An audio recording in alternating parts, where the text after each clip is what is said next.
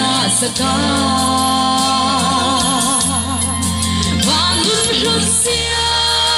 xia thì na xin luôn đẹp xia bên xia thì chi